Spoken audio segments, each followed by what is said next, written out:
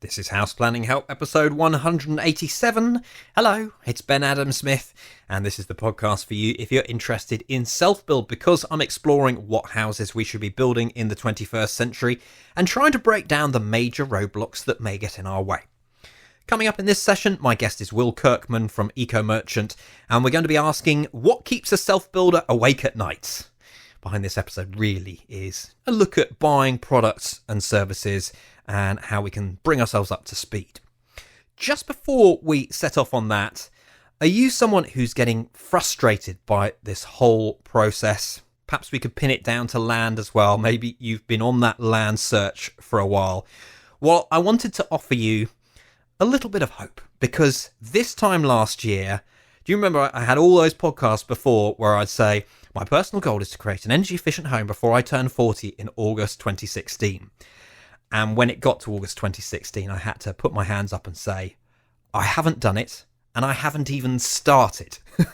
That took some guts to do that, but that was the whole reason I put that out there in the first place, was for a bit of entertainment, and it went spectacularly wrong. However, fast forward another year, had I just aimed a bit further into the future, things might have been better.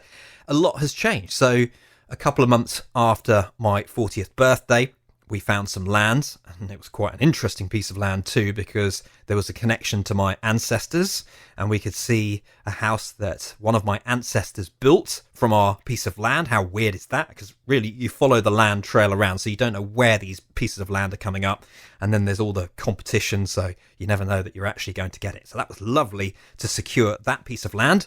And then, because I've been doing this podcast for 4 years, I had a fair idea of the architects that I would put on my shortlist. So that came together very quickly. And then after interviewing them, we signed up Chris and the team at Parsons and Whitley. And then we developed the designs, and then we got planning permission, and now we're specifying the house. So it all moved quite quickly. So don't despair. And I apologise, Corinne, for using you as an example, but one of our hub members, Corinne, has been looking for land for quite some time, and I always felt that she was at the same pace as me, and we were going to end up building together. And at the beginning of the year, she found a potential plot. It was all very exciting, and then that fell through, and we changed courses. So the one thing I will say, Corinne, if you're listening to this right now, is you will get there because you are determined, and I think that's really all it takes. We know it can be frustrating that either lots of people wanting the same piece of land, or what you want is just above the budget that you have. But I think if you're determined enough and realistic, you will get there in the end. So happy birthday, House Planning Help, 5 years old now, and it's been an amazing learning journey. I hope it continues in the same way. Lots more fun ahead. We haven't built the house yet either. Let's get to our featured interview with Will Kirkman from Eco Merchant. And at the core of this episode is a look at the opportunity cost of spending our money without actually educating ourselves first. So this could be in terms of cash being the obvious one, but maybe well-being, social responsibility, and environmental consequences, etc. We framed this conversation round a simple survey that Will carried out with his customers a little while back, and we'll dig into that soon. First, though, I asked Will to tell me a little bit about his background. Okay, so let's start off. School, agricultural college, not really deciding what to do, farmed, went off and did other things, including travel. Basically didn't have a PAYE job until I was quite old. Did lots of interesting things, skiing, mountain biking, climbing, farming, metalwork, and then eventually got a job with a civil engineering company, supply company, through a friend of mine who said it might be a sensible idea at 42 to get a proper job. So I did, went off and took that job, thoroughly enjoyed it. That business was sold, and then one of their brands that we'd bought whilst I was there was Eco Merchant, and then we took that off the administrator because it wasn't part of the deal, and that's what we've been doing ever since. And today, quite a quirky title. This is What Keeps a Self-Builder Up at Night, but there's some context here, first of all, isn't there? Yes, there is. It was an emailing that we did, actually, a survey based on trying to find out a little bit more about the market. Self-build is a unique experience for pretty much everybody who does it. And so if you're only going to do it once, everything's new. So we wanted to know what people were really worrying about and whether we could help them in some way do something about it. So we did a really non-scientific survey, and we sent out an email to people saying, would any of these be concerns? Perhaps you'd like to list them. So they could reply to the ones we sent out or make up their own. And then we spent some time collating them, and we came up with basically the top 5 worries. And we're going to dig into those and just ad lib around them. So starting with this one, which I can totally understand, not knowing how much my project should really cost. Crikey. This, in many ways, it sits at the root cause of it. There are so many components of the total cost of a build. So at the beginning, you don't imagine cost or anything else unless you've seen some of the TV programs where it is actually shown quite vividly what can happen if the budget goes wrong. But you start off with an idea of what the building will look like and how you're going to use it. The reality hits home, and then you begin to think to yourself, I'm looking to try and cost a whole system, a whole process that I've never done before. So I don't know whether exactly, even if you're talking about proportions, should a certain percentage go for fees and upfront costs? How much about the managing of the process of the transaction for the land? How much should I realistically be paying an architect per hour? This is before you've even got to any construction costs. If you read the construction press, quite often they give you rather useful comparison charts. So, for example, as a rule of thumb, you might say, if you did all the work yourself and it was a relatively standard build, £800 a square metre might be a good idea. On the other hand, if you want to just say to someone, here's the land, build the house, I'm going to Barbados, I'll be back in a year and a half, I want it all done, it might be £2,500 a square metre or even more. But somewhere in the middle sits most people's realistic budget, which we think will end up between, say, £1,200 and £1,800 a square metre as an indicative cost. But it's really difficult to nail. And at the beginning of the project, as your dreams become reality in terms of the mechanism and the process, you begin to look at it more and more and more. And the anxiety obviously builds. That's what we were hearing back. And this is why people then have budget choices to make. You've seen it on the telly. We've gone massively over budget. We'll have to abandon the kitchen, the patio, whatever it happens to be. So controlling costs is one thing, but establishing what the cost should even be in the first place can be very tricky, especially if you're not experienced at doing it. And how much of that do you trust to the people that you hire as well? Because when you have this figure that you mention, and perhaps, for example, in my case, working with an architect, I am leaning a little bit on their experience. Probably the best way to answer this is supposing I gave you £200,000 and said, there you go and build your own house. Would you go to the builder and say, I've got 200 grand to build a house? I wonder what his price will be. It's not going to be 140 grand. So it's a bit like time working to expand, work expanding to fill the time for its completion. I think that buildings expand to complete the budget and generally speaking exceed them. So I don't know that you can trust any one person, but I think in this particular instance, your architect, your builder are two of the people who should work together to look at realistically assessing whether your budget looks right. And then I think you need to involve material supply. There are lots and lots of ready reckoners that you can use, but a good builder's merchant will also tell you, for example, whether you might get a discount, whether they might offer you deals or whatever on something, and be able to look at the products that are being specified and give you a ballpark figure. Blockwork, brickwork, floors, tiles on the roof, they're all fairly easy to predict the cost. So you can get the bulk of it out of the way. So the answer to your question is, the triumvirate really would be architect, builder, and yourself. And then I think you have to engage supply chain as soon as possible to start putting some real costs onto it. It's also quite difficult because of the time element and how things, they develop over that period of time. It's not just at the beginning. Maybe if you've done it before, things might be different, that you go and you'd do all your surveying first, but that's what we're finding, that these costs are just, they're appearing. Well, appearing costs are always, there are ways around it. You can look at contractual mechanisms to do so. You can ask, we have customers of ours who are builders who work open book. And so there aren't any hidden margins. It's declared, and the builder might say, for example, I'm going to do the whole thing of this at this cost, and I'm going to add on a certain percentage. And then there can be mechanisms for recovering savings and sharing the benefit, or splitting the cost on overruns, for example. So there are ways that you can do that. The other thing is that you might be doing this for the first time, but if a builder's been doing it many, many, many times before, you're fine as long as you're still using a system with which he is acquainted. But if you ask him to do things that are non-standard, then he's become nervous in the same way that you become nervous. So if he has to find a lime plasterer to do the trades rather than, say, his normal plasterer, and we have this on a number of occasions, the plasterer says, well, I've never done this before, I'm not sure, I'll have to reprice this. So, again, choosing your build system and choosing your builder to suit and your architect to suit is another way of helping mitigate the nerves in the supply chain for your build. Let's move on to the second one. Now, this is not knowing if I'm getting good value and good quality. We all like to think that we're getting good value, and that I think there's an assumption that I think quite often that if you pay more, you get better quality. And I think there's some truth in that. But I think this is about being sensible about what your expectations are, and also understanding what people's skill sets are.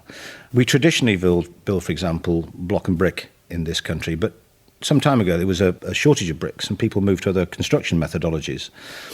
And so they found it more difficult to judge how the building might behave. Now, you've done programs, I know, on the consequences of building block and brick badly or not well enough. And there is a perfect example of where the quality is poor. And the expectation, the value judgment of the customer is completely shot to bits. The lovely householder in the film that you did, where the building was leaking, was presumed that the quality and the longevity of the building would be of a certain standard because it was being benchmarked by building regulations. And in your clip, in your film, this wasn't so, and she felt very let down. So she had very low perception of value, very low perception of quality at the point you interviewed her. But when she bought the house, she had a very high expectation of value and quality. So I think what you want is, I think what people are looking for is this going to perform in the long term? You want to buy a house once. And if you want to sell it, then you want to sell a well-performing, well-built house that's robust and will work. I don't think there's an argument to be had. I think anything you do should be built to a high standard. The quality should be there. That's obviously volume-built housing and the future of housing that we were talking about, and just trying to say they are perhaps not doing as well as they could. When you build yourself, you're a little bit more in control.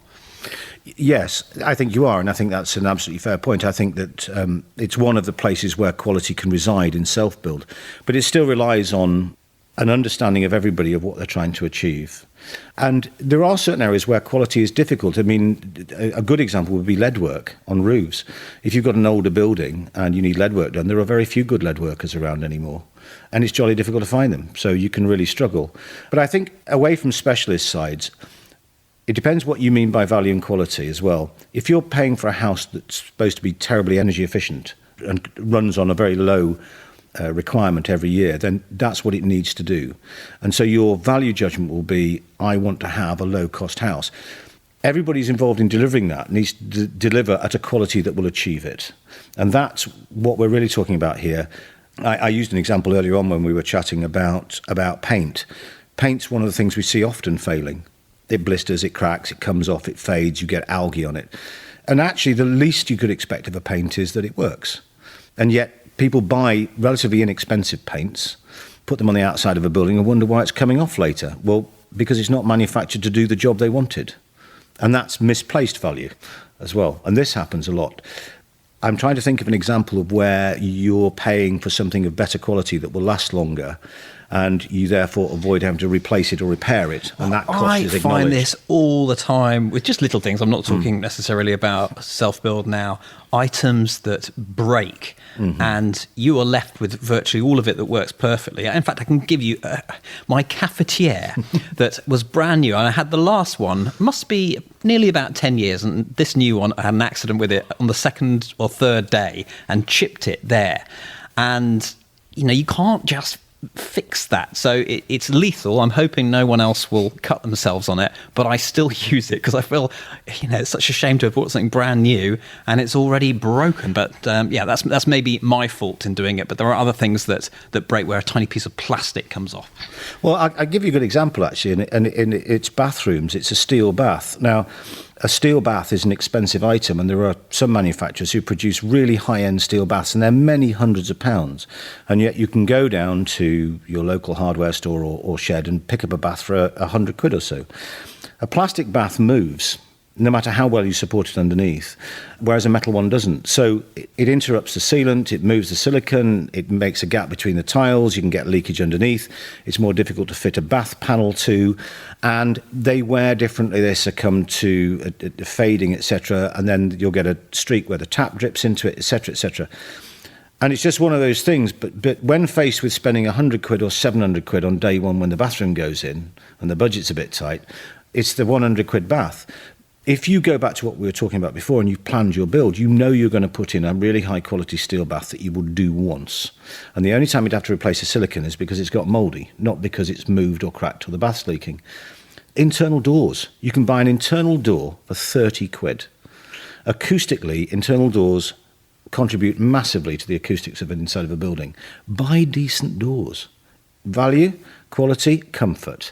We've seen this before. Big timber frame houses, £750,000, £1 million build. 5 bedrooms, we invite some friends to stay for the weekend. First time there, you're downstairs watching Antiques Roadshow, they're upstairs in their bedroom, 150 yards away, and you can hear them brushing their teeth. Because no one thought about acoustics, and doors are often to blame. They're incidentals, but these are the kind of design things that when you talk to people who do self-build, they only find out when they're living in it.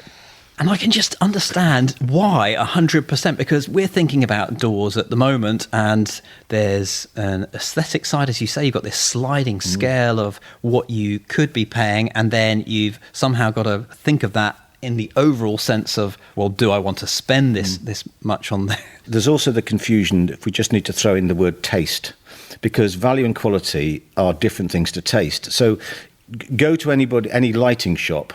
There used to be a lighting shop on the King's Road called Christopher Wray's Lighting Emporium, which is an infeasibly long stretch of the King's Road. Many, many floors, many, many rooms full of lighting. And you'd go and I just want to go and buy a light. And you'd come out after looking at lights for an hour and then not be able to make a choice. And so you think to yourself, well, I like that, I like this, I like that. Again, just simply on a functional basis, in terms of the building fabric, you need to concentrate on getting that right in terms of making it work. So you're not buying yourself ongoing maintenance issues. But then you've got the taste thing as well, which sneaks in and then maneuvers everybody. Oh, I really like this kitchen worktop, or I really like that. Okay. So when you're thinking about how your build will be, I think part of what we're saying here is that you have to be fairly strict with what you're doing. You have to have a plan and hope to stick to it. And you have to make sure that you've tested most of the...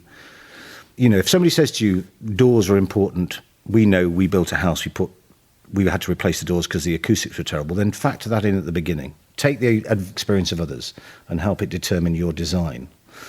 I can't address your needs in terms of taste. I'll let you know how the doors go. Right, number 3 then is, I worry that I'm paying too much. No understanding of the process. I think everybody thinks they're always paying too much. Unless you get the £30 doors. Well, I bet you I could find someone who thought they were paying too much for those as well. Am I paying too much? We're going back to this again. It's about the value thing. What you want to be at the end of your build is happy that you've spent your money wisely and that you're receiving the benefits of the design and the quality of the materials that you've chosen, that you enjoy living in the space, that you can show off to your friends and it looks nice and people appreciate that you built a nice environment to live in. Is it easier with more money, or does it just get worse?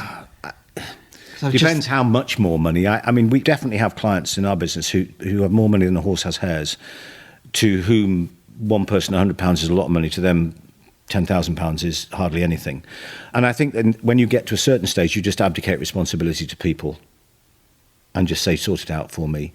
It's a really very interesting question. I'm not sure. I think if you're a self-builder, I think money's critically important, but I think there are other things that motivate you just as positively in terms of getting the job done how you want it. You are better off being wise than being wealthy in terms of the build. Choosing what you do right. I suppose it goes back to what you were saying before, and I know your circumstances, you've taken an awful long time to get where you are. Probably no bad thing in some respect. I feel that a lot of the decisions were much quicker after that. And it was land, really. That was the hold up, but it allowed me to keep on learning all of those years. It's 5 years pretty much to the day now since I started. And the 8 or 9 designs that you've had done where things change only a bit, but they change. I think the other thing, of course, which is something which is completely free, is other people's mistakes. So the networking within the self-build environment and the construction environment is really important. If you know other people who've used things well, then ask them how they did it and do it that way. And if you know someone's used a product or a material to good effect, then ask them what they did and how they did it and do it that way. What you can't do is you can't do the accelerated testing. I live in a house that's over 200 years old, and some of it is, well, a large proportion of it is still original. It's still working, but they didn't know that when they built it. Let's move on to the fourth point now, which is my experience of builders merchants is not good. How can I find a reliable supplier? Okay, you're asking for an answer from a builder's merchant. Okay, so number 5. Moving swiftly on. The builder's merchant market is an interesting one. Builder's merchants are necessary because they break bulk and they keep a range of products so that builders can go and buy materials and build houses. What's in builders merchants doesn't tend to vary in terms of generics.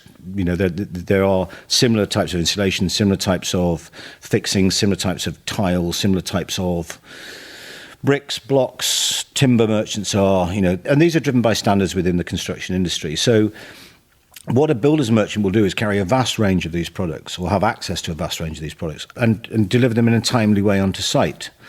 And I'm not sure that many builders merchants would like to take lots and lots and lots of new products when the older ones, the customers will just ring up and order. And there's no doubt about it that making life as easy as possible for everybody concerned is what the industry has done. It's gravitated towards known ranges of products, ubiquitous, easily available, small price range, and really what the builder's merchant is doing is competing on service, and that might be the frequency of deliveries, the politeness of the staff, the way in which they process the order, there might be special deals, etc. What builders merchants are generally not keen to do is to invest an awful lot of knowledge at the counterfront or in the branch, because they don't see a return for it easily. And we suffer the same thing ourselves. So you will have people who have large amounts of transactional knowledge, who are perfectly personable and capable in the builder's merchant. Hello, Ben, cash your account, mate. What do you want today? Blah, blah, blah. It'll be with you tomorrow. Dave will sort it out. By the way, you get a free box of nails. All of this kind of stuff. But if you went and asked them if they could give you a hand calculating the phase shift on a roof section, or what products might you use to create a breathable structure, or what would be okay to use on my old building to refurbish a part of the building, you're asking them to go beyond what really you should be expecting them to do. So for a self-builder who's quite demanding and would then think that a builder's merchant might be a good place to source knowledge, the experience we got from the questionnaire is that they were generally speaking let down when they went to do that. They found they'd ring up about something and say, well, we do this, but we don't do that. Never heard of it, mate. So a builder's merchant is there to support your build. If you're not building using things that they normally hold, or things that are on the edge of the norm, then you might find someone who can deal with some of them. But if you go beyond that, so for example, if you went from a block and brick system to an ICF system, most builders merchants, I'm going to get into trouble here. If you went and said to anybody working behind a builder's merchant's counter, can you name 3 manufacturers of ICF build systems? You may well get asked, what's ICF, Gov? Some of this is to do with the size of these companies, that they're just employees, aren't they? If you've got a builder's merchant in every town, I don't know. It depends who you're employing and what salary they're on. And does that then mean that you've got to do your research before you even walk in the door? Okay, let's stray into analogy territory here. Let's just think about food. There are very successful, globally listed companies that make millions and millions and millions of pounds out of selling food, chain restaurants. And yet in your local town, you've probably got them, but you've also probably got local restaurants. And this is about creating a landscape that is driven largely by the means by which housing is delivered. So if the bulk of your housing is delivered on large corporate system-driven, vertically integrated businesses, then that's the kind of builder's merchant your network you're going to get. What I would say is that my experience of being in merchanting for a long time is that most merchants are well-intentioned, capable, intelligent people, perfectly polite, good at delivering service. They're good at what they do. The question is really it's like the food analogy is what you do eating chain restaurant food, or do you want to go out and buy your own ingredients on occasion, or go to a restaurant where they source local ingredients, etc. So the point about this is creating a space within UK construction for those who want to self-build not to have their opportunity bossed by the main provider of building materials, which happens to be, broadly speaking, 6 builders merchants. So it's about finding space. Now, various of the big builders merchants have tried having niches and etc., but they've not really worked that successfully. This is a real sort of clarion call for promoting local builders merchants. And they are much more likely to begin to do things that help support regional build systems or non-standard construction methodology. So we need to go back to the question about builders merchants. My experiences, I think what our customers were saying when we surveyed them was that when they went into the national builders merchants, and maybe some of the smaller ones, I don't know, is that they were on the edge of what they were used to supplying onto. And it looked like it, and it sounded like it, and it made them a bit nervous. Finally then, number 5, who do I turn to for help and advice? It's a really difficult question. If I want to know how to do something I've not done before, then probably the best person to ask would be somebody who has done it before. If I want to know how someone experienced something that I've not done before, I'd ask them what their experience was of what they did it, and I would have to have an opinion about whether I believe them that they really did enjoy skydiving as much as they say they did, or whether it was utterly terrifying. And then it's probably best to use just a little quick joke. It's not really a joke, because it's actually not that funny, about a chap who wallpapers his front room, and his neighbour comes around and goes, "Wow, this is marvellous. My house is just like yours, and I love this wallpaper. Where did you get it from?" He said, "I bought it from such and such a shop." He said, "How much did you buy?" He said, "I bought 12 rolls. So he goes off, comes back weeks later. He said, "I've decorated my front room and it looks marvellous, just like yours, but I had 6 rolls left over." And the bloke said, "Well, so did I." And this is incomplete research. What he should have said was obviously, "How many rolls do you use?" So that little example, it means that really the best place to start, who do you turn to help for advice? Self-builders. Look at what other self-builders are doing. Look at case studies. And this is for the general journey. I think when you're talking about technical help or professional help, then again, you're going to go back to architects again. You need to start finding architects they have a good bedside manner, sympathetic with your ambitions, understand them, can help you find or maybe know trades who have worked in this before. But I think one of the things that we're finding as well is that with smaller local building companies, we get people who take a bit of something. Go back to lime plaster. We've had quite a number of companies who take lime plaster, do it for the first time, and then they're happy reselling it to their customers because they've done it. It wasn't that bad. It went on okay. I learned a few tricks. So there are lots of things. Use the internet. There are lots of really good road shows and things that people put on, various organisations put on. Go to them. Test the water. You don't know. You're about to go on an incredibly exciting and maybe exhilarating journey, spending an awful lot of your own money, or maybe somebody else's that you borrowed, to build a building. If you've never done it before, the cheap end of this deal is what you do before you build. Here's a question for you about gut feeling, and if, say, for example, I could use myself as someone who, I'm trying to build a sustainable house.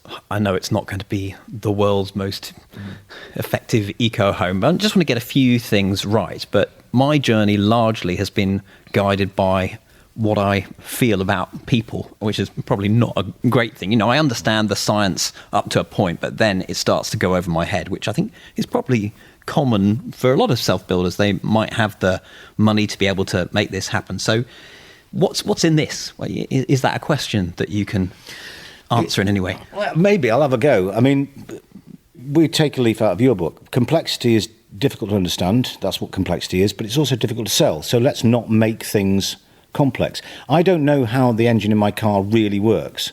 And when I go into my garage, I don't want the engineer to give me a detailed description of how he's reset the timing structure of the sequence of the engine. What I can do is drive it and enjoy it and do all the things. And I understand when a car's doing what I want it to do. So to some extent, you have to abdicate responsibility for really technical stuff to technical people. What the problem is this is a whole different conversation, is about language and how language is understood. Because people can come back and say, well, it means all of this. And you go, well, still, that's beyond me. I don't see the benefit. So where you end up with is, let's use the paint example. This is paint. It goes on this thing. It works this way. I guarantee it'll work because it's worked X amount of times before and here's loads of times it has worked, or it's been certified in a particular way. What people are looking for, they always ask the same questions. Can you deliver me what I want? When can I have it? And what happens if it goes wrong? Those are the real core questions that sit at the answers back to the survey. So when you're talking about how do you judge, I can't get into a conversation about sustainability because everybody has their own definition. But what I can say is that you can observe principles. So let's go back to the food analogy. It's a bit like healthy eating. You know what a sensible diet is. And you don't have to talk to very many construction professionals to find out what they think a sensible construction method is that might be, for example, better for your health or more energy efficient than another structure. Okay, so at the risk of rambling on, it's a very difficult question to answer. But and by the way, gut feeling, Carl Sagan, when asked about what it was his gut feeling, said, I prefer to use my brain to think. And I'm afraid I fall into the same category. Our experience is that this is one of these things which people intellectualize over, maybe within themselves, and they have a look at the different angles, and they will come to a view that says, in broad terms, it is on these principles with which I wish to engage. So, for example, I would like a building that has very low toxicity, or has low embodied energy, or has very low running costs, and then you will begin to find that they will fall into place, and that you will end up with a design or a build system that will meet your main requirements. And then the rest of it is down to the process that we've been discussing about getting things right. But it is settling on what your values, to use a term we used before, or what your requirements might be, is quite difficult. You, in your case, had family, health and well-being. Once you'd found the plot, those were what you were looking at, from what I can remember from our previous chats. Yeah, but this idea of creating the best possible eco-home that you could, I'm not sure that I'm doing it 100%, and that's probably why I've never said that from the beginning. There must be a reason why we're all sticking to brick and block in this country, or do you sort of see what I'm saying here? No, I completely get it. Again, you've covered this in the future of housing, is that what gets built is what tends to be the most delivered and the most commonly seen. It's something in marketing called synchronicity. If all the buildings you see going up have one block on one side, one block on another side, and something yellow in the middle, then that's what you think building is. So the idea, and do you know what? Find something different. Go to France, or go to Norway or Sweden, or go to Canada or America and look at the way they build. And they'll have the same issues as us. They will have standard means of construction which are universally accepted, and we are geared up to deliver them. What an awful lot of self-builds are doing are asking for buildings to do slightly different things. And there are other build systems that are capable of delivering that at a lower cost than trying to make our block and brick buildings more thermally efficient, more airtight, more whatever. And this is the problem. So you're straying from conventionality into what's considered to be non-standard. And that's actually an expression that's used in the construction industry rather pejoratively. I mean, you're building to non-standard, and then it affects everything from your borrowing to your insurance to the warranties and everything else on the building. So the eco-home is, well, what is an eco-home? Benign in construction, benign in use, and then potentially benign in disposal. That benefits occupants' health and well-being, that doesn't pollute the environment, and demands very low levels of energy. That would be, well, it's a bit like healthy eating. Let's just get some of the way there. Doing something is better than doing nothing. One salad a week is better than no salads a week. And we're not expecting everybody to be vegan. There is a happy medium that is entirely personal to every single person. And what I will say is that on many of the buildings that we've been into that have been built using eco principles, whatever they are, but where people are concerned about not sponsoring remote pollution or direct pollution or having low energy, most of them feel like really nice houses. That's probably a pretty good place to sign off. This episode, really underlying it, has been that education of a buyer going in there. You're having to buy all sorts of services, you're having to buy products. Is there anything else that you want to say, just a final word? Well, I think that no one's going to fix. There was a white paper published. It was called Fixing Britain's Broken Housing Market. And the government and lots of people recognise that we have issues with the way we build in this country. And I think that we're not going to get this sponsored by the volume house builders because they have different motivators. Perfectly understandable, but different. And I would like to see an increase in what is called self-build or custom build, where effectively the person who's putting their hand in the pocket has a control or influence over the specification. And I think we have a responsibility to ourselves to try and build more durable, less polluting, more environmentally friendly buildings for all of us, for all sorts of reasons. But I just think that should be an ambition. Whereas what we hear, I don't wish to end this on a real downer, but is, no thanks, mate, we're just building to regs. And that is something that I just loathe. Shall I finish on the last question? But it just means that you've set your ambition to the lowest possible standard in law. And building regs have got nothing to do with quality or design or anything else. They're just simply there to help protect people from injury or potential illness, but also just to set some minimum standards. So we have to get away from it. And building beyond regs is where we need to be to a certain standard of performance, but then make them healthy. Well, thank you. And thank you very much. Head online to take a look at the show notes that accompany this session, houseplanninghelp.com/187. You can review the main information. We'll also embed our documentary, The Future of Housing, in there too, because that cropped up in conversation today. So if you haven't seen that, check it out. If you've got a comment or you'd like to ask a question, we can try and bring Will back to get that sorted. So scroll down to the bottom of the show notes. That's the place to leave any feedback. And we'll link you across to EcoMerchant, very good site if you haven't been there already. houseplanninghelp.com/187. Let's finish up today with a sneaky peek behind the scenes at House Planning Help. And really, you can probably tell this too, I'm on a journey in terms of business. I believe in investing in myself, and a few times I've hired a business coach. And it's been quite incredible, actually. You do feel yourself accelerating forwards.